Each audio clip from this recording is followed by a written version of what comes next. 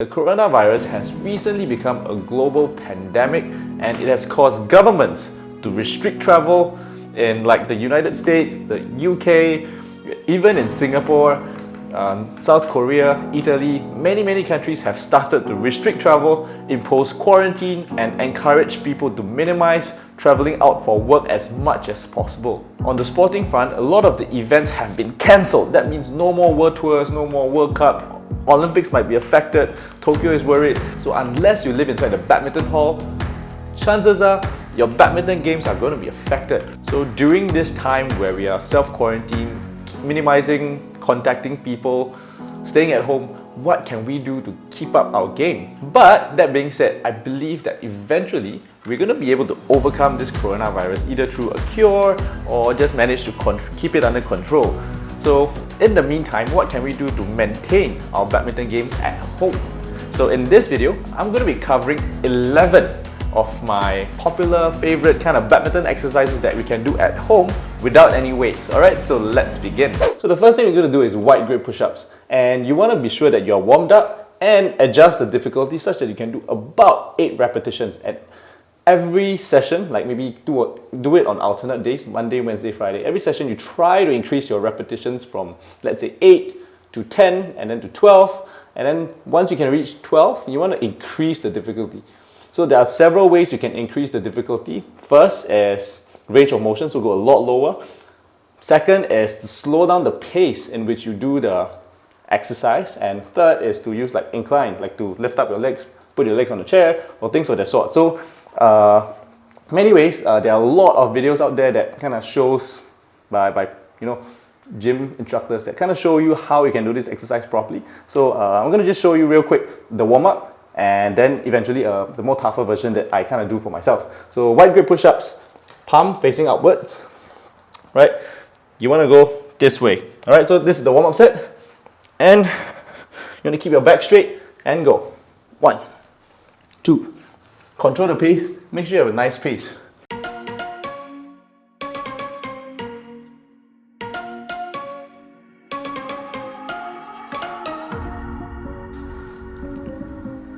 So this is the warm-up set.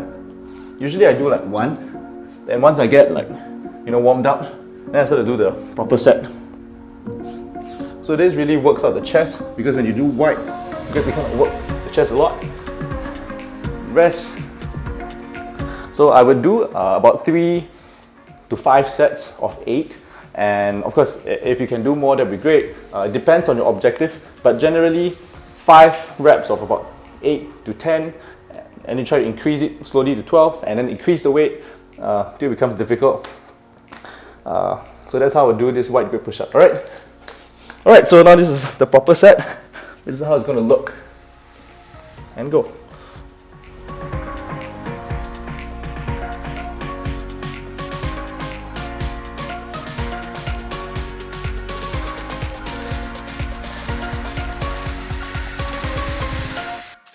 And the second exercise that we're going to do is the narrow grip push-up. So this trains the tricep. So the first exercise just train your bicep, your chest, and the next exercise trains the tricep, because these two are very important when you hit a nice powerful shot, right? So the triceps for the extension, chest, pat.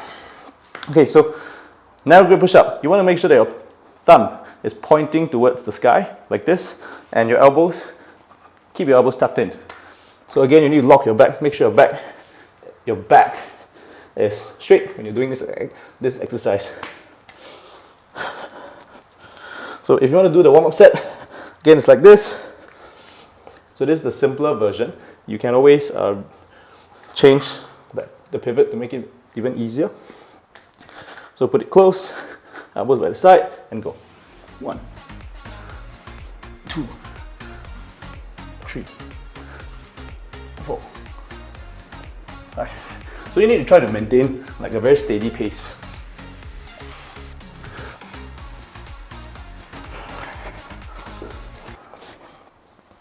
So take a break. And then so usually I rest like about 1.5 minutes to a maximum of 3 minutes. Of course, if you are doing this professionally on a very serious level, you might want to actually time your rest. Yeah, but a rule of thumb is But when I was training professionally, what my coach advised was really to keep the rest time about 1.5 minutes. But then again, back then I was in the Singapore Sports School, so time was tight. After training, I had to go for classes, so we really minimized and cut short our break. I think generally, if you want more strength gains, it helps to rest longer so that you can give very quality sets.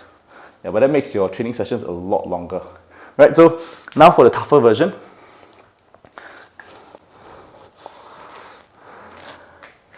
All right. Ready? Again, thumb pointing up and go. 1, 2. Nice full range of motion.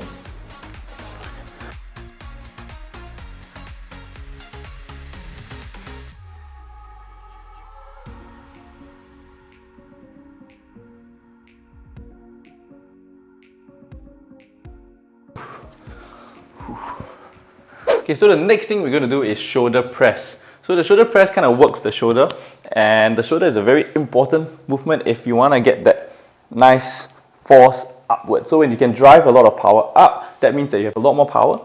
Bam! You're gonna get a very hard smash. So right now my right arm is injured. I'm just going to use my left arm for this exercise. But the idea is that you want to do the arms in an alternate manner. So one time for the left arm, one time for the right arm. And of course, if you don't have any weights, what you can do is to do like makeshift weights. So give you a simple example of what do I mean by that. So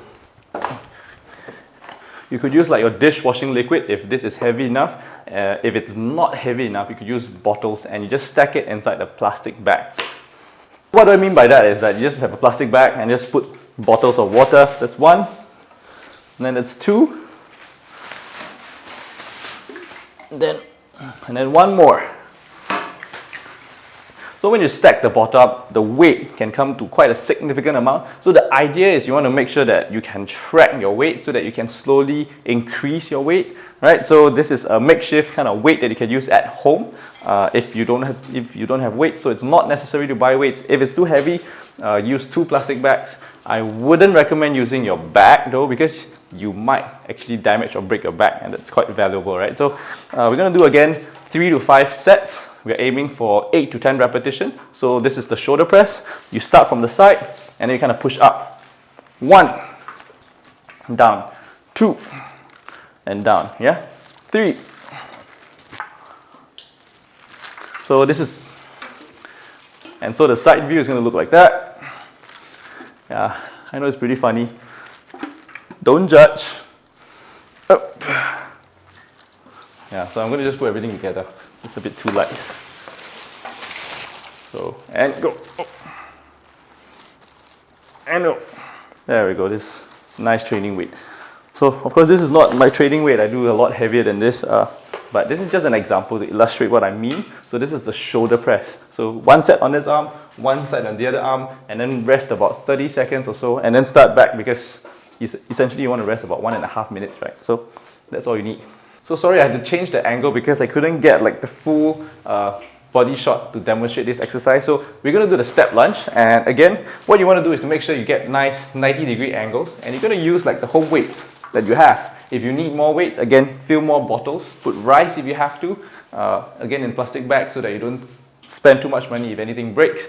So 90-degree lunges and go. Nice deep lunge, come back and forward, back and forward, back. So you want to do about like 20 repetitions for each leg. Of course, some of you guys, you're going to be a lot stronger in this, for those of you that train a lot. So you can do split jumps. Again, you need to make sure you don't hit the ceiling. So split jumps would be a more tougher variation of this. And again, if you're not as strong, so what you can do is to have smaller lunges or lunges that are less deep. So just do like a lower lunge. Once you're stronger, you can go a lot deeper and go up and up and up and up. Right, so this is the step lunge forward. We're going to go to the step lunge backwards, but this is basically the step lunge that I do to kind of maintain the strength of my legs. So exercise number 7 is going to be wall sits. So we're going to sit against the wall. We're going to aim for 1 minute. For those of you that's stronger, you want to go for like 2 minutes, 3 minutes, those of you that are not as strong, you can reduce this to like 30 seconds. Or, yeah, if you're very, very strong, what you can do is a single leg wall sit. So this is the wall sit. Basically, you want to make sure that your legs are like 90 degrees.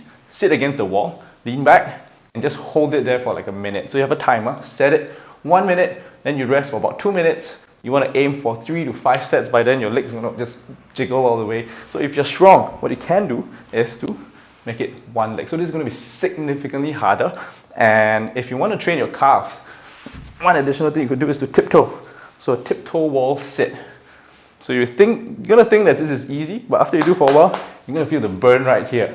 So this maintains the endurance when you want to do footwork. So really good exercise, guys. Alright, so exercise number 8 is going to be calf raises. So calf raises is very important to protect your knee from knee injuries, because when you land, the impact goes through your calves and then to your knee. So it's very important that you have a strong and healthy calf. And of course, if you have a strong calf, you can jump higher, and that helps a lot, especially when you're having long rallies. Okay, so for calf raises, to train your calf, one way you could do is to train skipping, which is single skip, double skip. But if you're in a place like in Singapore where the ceiling is low and you can't really do like double skips without hitting the ceiling, then another alternative which I like to do is the calf raises. So the calf raises is basically leaning against the wall and raising your calves, like tiptoeing, like up, down. So there are several ways you can make this exercise harder or easier depending on your situation. So the easiest would be have them near and just raise it up, right? So all the way up, all the way down. And if you want to make it harder, one way is single leg, and another way is to lean forward. So when you lean forward, basically you have a wider range so that you kind of make it a lot harder. That's the second thing to make it harder. The third is to increase the duration or slow down the speed in which you do the calf raises. So I'm aiming for about 20 repetitions, 3 to 5 sets of 20 repetitions. So here's what I'm going to do. If it's still too easy for you, what you can do is to increase the duration or wait. All right, so here's an example. All right, you're going to do 1, 2, so nice control, 20 repetitions. Then once we're done with the left leg, immediately switch over to the right leg, then rest for about 30 seconds, then back to the left leg. Ooh, I start to feel the burn now. Yeah, just a little bit of the burn. So this is my 8th exercise. I think it's 8, right? I lost count. So this is one exercise that you can do at home. Alright, so now we're going to move over to exercise 9 and 10. So exercise 9 and 10 is going to be your core. So the core is very important to ensure stability. When you have a very stable base, you're going to be more accurate and you're going to last a lot more and not get injured. Because if, let's say you generate power from the jump into the smash, right? You want to make sure that the power comes through from your legs, through your core, into your arms, bam, right? So a stable core kind of protects you or protects you from injury and ensures that you have a nice stable torso to generate a lot of power. All right, so we're going to just work on 2 very simple core exercises. There's a ton of different core exercises. I'm just going to give you like a very simplified core exercise that you can do at home to make sure that you're up for a good game of badminton. So the first thing, sit-ups. So we're going to do about 20 repetitions of sit-up, and yeah, we're going to make sure we get good form. 20 repetitions, then we're going to do about 5 sets. I think this is quite easy, right? So if you need to make it easier, there are several ways to make it easier. First is lesser range of motion, and yeah, if you keep it this way, it's a lot easier. So this is much easier. But if you want to make it harder, ironically I find that if you straighten your leg, it actually makes it a lot harder to do the sit-up. So this is probably what I'll do. Again, if you need someone to step your feet, you can get someone to help you, but I prefer it this way. So again, 20 repetitions. 1, 2, 3.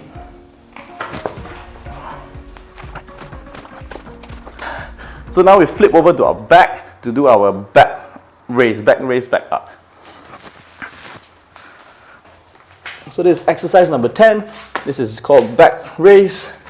This is really important. So a lot of people kind of neglect training the back, And this kind of hurts them when they're trying to do like the overhead area shots and their back is weak, so they end up with a lot of back pains.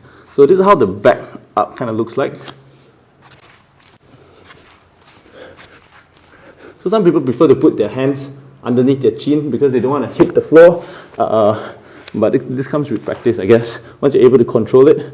So what you want to do is you want to try to get your back up towards the sky. So you put your arms here and you lift up, and when you lift up, you want to make sure your legs lift up too. So you're using your back, lower back, to kind of strengthen, to pull yourself upwards. So you want to aim again for about 20 repetitions, and again we're looking for 3 to 5 repetitions. Yeah, so for this I don't really make a lot of progressions. I just stick with pretty much the same exercise throughout my life, man. Yeah, and it's worked well for me. So here we go.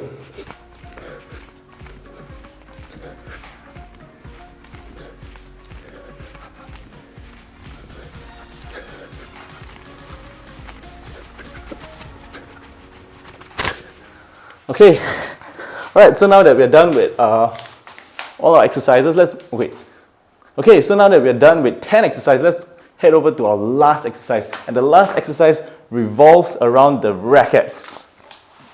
So this is exercise number 11, our last exercise. So it won't be complete if you didn't use the racket, right? So the last exercise is basically racket swings. So unless you are able to have like a nice piece of wall, then you can, swing against the wall with the shuttle. If not, this is, I think, one of the next closest alternative that we could have. So many ways that you can make this tough. You can use like this Yonex or any racket cover, or if not, you have a cloth bag that works, heavy racket that works, combine like a heavy racket with a cloth bag or with this, they all work. Basically, you can adjust, play or think creatively to kind of adjust the resistance to make it difficult so they can train this at home. Okay, so what we're going to do is basically 1 minute of swinging. Alright, so as with all exercises, it's really important that you warm up well before you start the exercise, especially this, because if you don't warm up well, you're going to strain your arm here, and yeah, it's not very nice. You're going to feel very uncomfortable for at least like a good week. So I did this often without warming up, and I kind of strained my forearm. So you don't want that to happen. So 2 key areas that we're going to work on. First is the backhand. So for a minute, you just swing as much as you can. And then the next place that we're going to work on is the forehand. And the last place, that I find this really popular with Indonesians, especially when I train in Jarum. They did this. They straightened their hand and then they did this. Yeah, they found this to be really helpful. And it trains the shoulders too. So there are many variations. You can try out different ways to swing, but I think what's really important is the backhand, followed by the top. Be careful not to hit the ceiling. So again, 1 minute, just swing. And you want to aim for about 3 to 5 repetitions. So it's going to burn your forearm, but hey, this is probably the closest thing you can get to kind of like just swinging the shuttle without actually swinging the shuttle, right? So yeah, back over to my chair. Alright, so this is my 11 favorite or effective at-home exercises that you can do to help improve your badminton game without actually leaving your house, without actually needing to use weights. I mean, you technically use makeshift weights at home, but you didn't actually have to buy weights. So this is my at-home workout. I hope it's helpful for you. If you have any suggestions, knowledge or insights, leave them down in the comment section below. And I also want to make a very special announcement. First, two special announcements. The first is really to thank you guys. I finally hit 6 million views, 80,000 subscribers. That is fantastic. I would have never imagined this channel to be able to reach to many people around the world, having such a profound impact and changing people's badminton journey. And I'm so thankful for all your wonderful support. Like, I recently went to like Kuching and I saw people that kind of recognized me. Hey, you're the YouTube guy. And even in Singapore, people are starting to notice and thank me for my videos, and I'm so grateful and appreciative of all your support, because without your guys, I'm so lost for words. Without all your support, all these videos wouldn't have been possible. I'm just so thankful for all the nice inspirational quotes and sentences, like the little gratitude that people show to me for the time I do to make these videos, and that makes me so happy and so fulfilled. It drives me to want to make more videos to share with you guys. So any kind of content that you want me to post, please just let me know and I'll try my best to make them. Yeah, I'm so thankful for all your support. 6 million views. My gosh, like my Instagram, whenever I post, I only get like 100 views. 6 million in comparison is like, who would have thought? So I'm so thankful for your support. And this is the first announcement, and yeah, I'm just so honored and blessed and thankful. What else can I say? Yeah, it's amazing. Then the next thing that I'm going to talk about is I'm going to take a short break from making videos because currently I'm in university. I'm in my final semester. So final semester, I want to maintain my grades. Had to, it's a pride thing. I just want to score well in school. I have about 4 weeks to go. So I want to take a short break to kind of focus for my final exam, the last mile, to finish my research paper. And once I'm done, I'm going to start making more videos afterwards, right? So I hope you guys can understand. It's my final semester. I want to get that honors degree. So I'm going to push this last 4 weeks, and I probably will not be posting. I hope you guys understand. Maybe I'll make a few like behind the scenes shot, but I probably won't be making videos for a little while. So I hope you all understand and keep supporting, guys. I thank you all for watching. If you haven't already, be sure to subscribe. And so just to end off real quick on a very short note, and that is about taking care of ourselves during this coronavirus outbreak. So wear a mask if you have to. If you don't have to wear a mask. I think it's not the best thing as far as I know, because masks are in limited supply, so leave them to those that really need it the most. And as far as we know, the most effective method is really by washing your hands a lot more frequently. And I was shocked that when you wash your hands, you kind of need to wash them for at least 20 seconds. My friends made like a tutorial, like a video teaching people what is the best way or the most effective method, or the effective method to washing your hands. So I'll put the link in the description below. So stay safe, everyone. Wash your hands, check out the video, share this video with your loved ones and get them to wash their hands so that everyone stays safe. And together, we're going to defeat that coronavirus, man. We're going to defeat it within hopefully this year. Alright, so I'll see you next time, and in the meantime, ciao!